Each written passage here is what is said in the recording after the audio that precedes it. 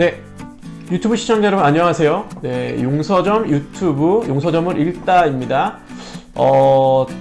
저희가 매달 한 권의 책을 골라서 독자들에게 생생하게 책의 내용을 보여주는 용서점 이달의 책 리뷰를 진행하고 있는데요. 조금 배치를 바꿔봤습니다. 앞에 책상을 하나 놨고요. 네, 조금 스타일도 좀 바꿔봤거든요. 네, 앞으로 용서점 그 이달의 책 리뷰 조금씩 다듬어갈 거니까요. 네, 여러분 너무 당황하지 마시고 책의 내용, 어떤 책을 어떻게 이야기하는지 거기에만 좀 집중해 주시면 좋을 것 같습니다. 네, 오늘 저희가 6월의 책으로 고른 책은요, 그 고통에 관한 가장 최근의 논의라고 할까요? 고통에 관한 가장 따끈따끈한 책, 고통은 나눌 수 있는가? 라는 이 책으로 정했습니다. 오늘 한번 이 책에 관한 이야기를 들려드리겠습니다. 네, 사실 고통이라는 주제는 굉장히 오래된 주제입니다. 아주 오래전으로 올라가면 그리스 4대 비극, 여러분 다들 아시죠? 인간의 관심사나 이야기라는 게 고통을 떼어놓고는 사실 이야기할 수 없는 것 같아요. 어떻게 보면 나의 고통은 괴롭지만 남의 고통에 대해서 이야기를 듣는 것, 사실 그거는 굉장히 많은 사람들에게 즐거움을 주죠. 그게 좀 나쁜 의미에서 남의 고통을 보면서 과학적인 즐거움을 얻는다 이런 차원이 아니더라도 어찌됐든 고통은 굉장히 중요합니다. 기독교 쪽에서도 굉장히 그 유명하고 오래된 이야기 중에 욥기가 있죠. 욥의 이야기가 있는데요. 이게 욥기가 사실이냐 아니냐 이게 중요한 건 아니고요. 욥기라는 이야기를 그 오래전에 사람들이 왜 썼을까? 그 이야기를 왜 다뤘을까? 그냥 가만히 잘 살고 있는 평탄하게 살고 있는 사람을 신과 악마가 내기를 하고, 그리고 결국은 이제 자식 다 잃고 재산 다 잃고 몸에 병나고 아내에게 욕먹고, 어떻게 보면 고통의 어떤 집결체라고 할 수 있는, 고통당할 수 있는 모든 걸 다 모아놓은 이야기라고 할 수 있는 이런 욥기가 있다라는 거죠. 네.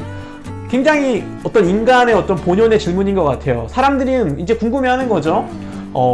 인간에게 왜 고통이 존재하는가? 라는 질문. 이런 식으로 고통이라는 것은 인간에게 있어서는 굉장히 오래된 역사가 깊은 주제라고 할 수 있습니다. 이 책은 그 고통이라는 주제를 다룬 가장 최근의 책이라고 할 수 있습니다. 네. 사실 엄기호 저자는 사실 이미 꽤 유명한 저자입니다. 저 용서점 읽자마자 리뷰에서도 한번 소개한 적이 있는데요. 단속사회 같은 경우는 한국의 가장 유명한 출판사 중에 하나인 창비 출판사에서 나왔고요. 제 기억으로 아마 베스트셀러 1위도 꽤 오랫동안 했었습니다. 메이저 작가라고도 할 수 있는데 독특한 거는 의외로 모르는 분들이 많더라고요. 용서점 리뷰를 통해서가 아니더라도 엄기호 작가는 좀 더 많이 알려지면 좋겠다고 생각하는 작가 중에 한 분입니다. 이 책을 출간한 출판사는 나무연필 출판사고요. 네, 역시나 나무연필 출판사도 모르는 분이 많습니다. 왜냐하면 이제 시작한 지 얼마 안 됐고 작은 출판사이기 때문이죠. 그런데 의외로 제가 이제 이 나무연필 출판사를 이렇게 책 낸 거를 보면서 좀 놀란 거는, 좀 특이한 거는 나무연필 출판사의 저자들이 꽤 유명한 저자들이 많습니다.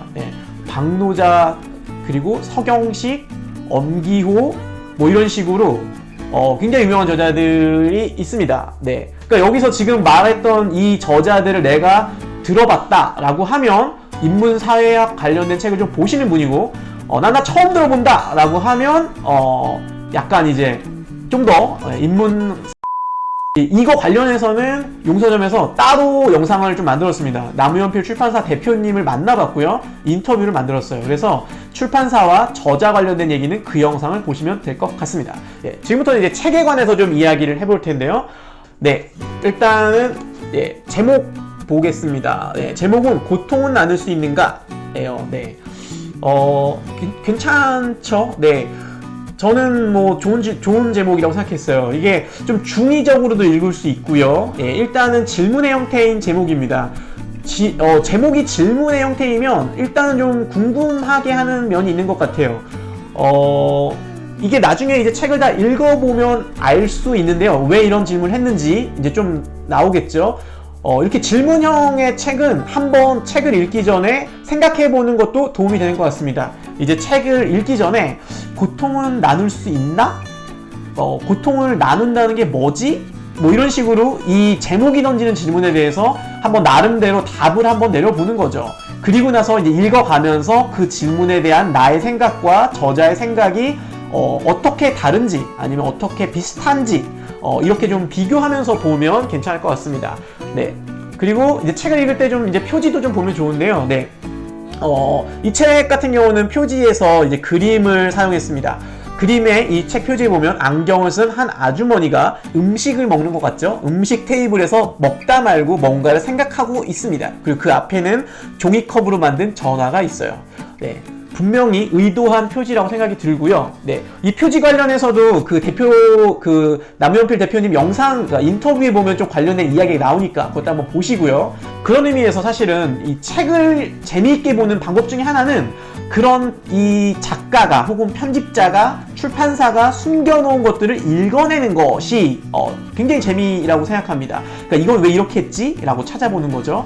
네, 이 표지를 보면 알 수 있지만 이 책에는 어떤 이런 요소들이 좀 있다고 생각합니다. 그래서 책을 보실 때 표지도 그냥 흘려보내지 마시고 이 표지에 어떻게 뭔가를 담아냈는지도 보면 좋을 것 같습니다. 물론 그런 게 없는 책도 많습니다. 예. 그냥 성의 없이 지은 표지들도 사실 많이 있어요. 예.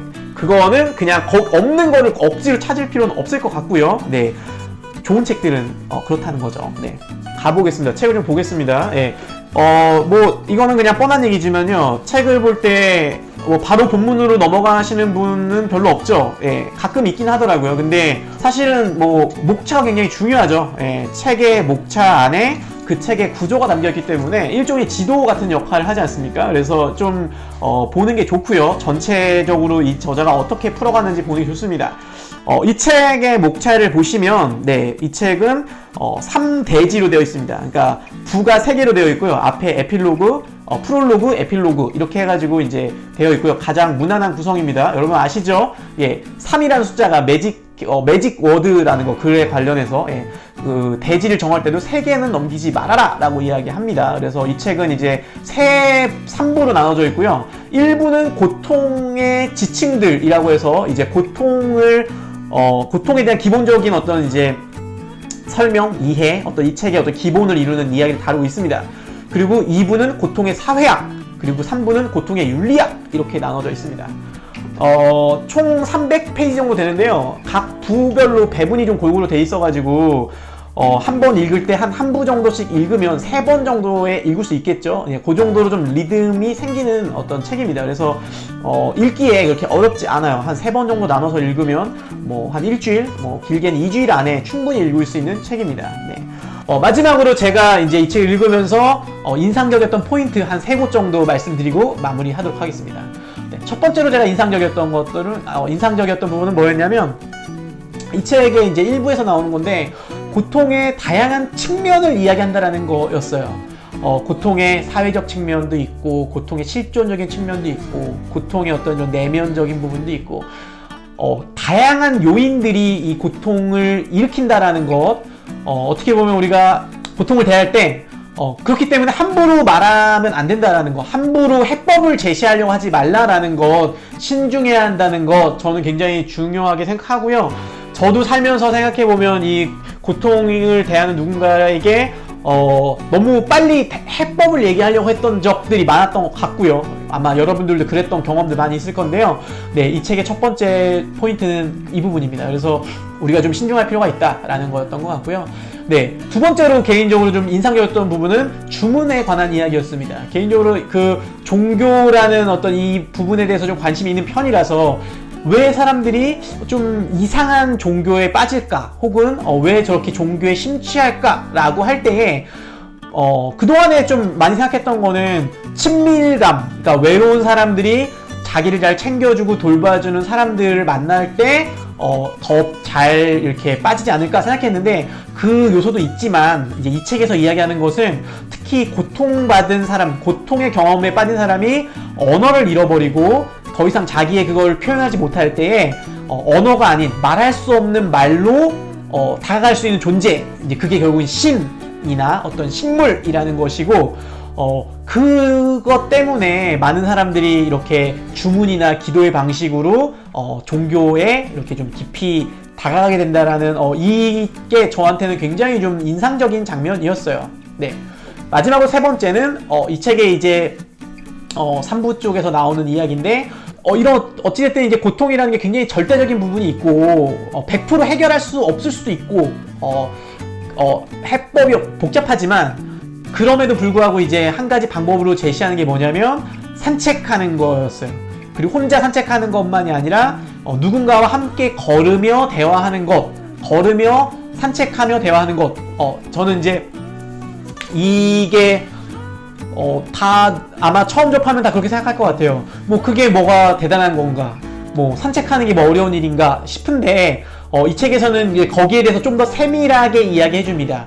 그러니까 뭐 이를테면 카페에서 마주 앉아서 대화를 하는 것과 함께 들판을 걸으며 대화하는 것이 어떤 차이가 있는지 그게 뭐가 다른지를 설명해 주는데요. 굉장히 흥미롭습니다. 그리고 개인적으로는 이 책을 읽고 난 이후에 가장 먼저 실천했던 것이기도 한데요.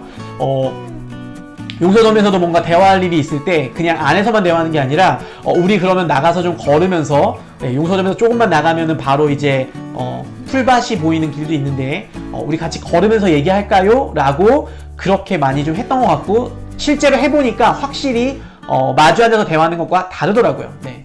그런 식으로 저는 이제 이렇게 3가지 정도를 좀 인상 깊게 봤고요. 사실 이 책은 제가 고른 이 3가지 말고도 훨씬 더 많이 인상적이었던 문장들이 있고 또 읽어낼 부분들이 많은 좋은 책입니다. 그런 좋은 텍스트라고 생각합니다. 네. 이 책 고통을 나눌 수 있는가는 뭐 다양하게 읽힐 수 있는 책인 것 같아요. 네, 6월에 많은 독자 여러분들이 다양한 방식으로 다양한 사랑과 이 책을 읽고 고통에 대해서 뭐 한국 사회를 생각해 보시고 또 주변의 사람들과의 어떤 이야기들을 생각해 보시고 또 개인적으로 내면에 대해서 생각해 볼 수 있는 그런 기회를 갖게 되면 좋을 것 같습니다. 네, 오늘 저희가 준비한 용서점이 준비한 6월 이달의 책 리뷰는 여기까지입니다. 구독과 좋아요, 알림 신청 꼭 부탁드리고요. 7월에도 용서점 또 흥미로운 책 골라서 이달의 책 리뷰로 여러분께 인사드리겠습니다. 시청해주신 유튜브 시청자 여러분 감사합니다.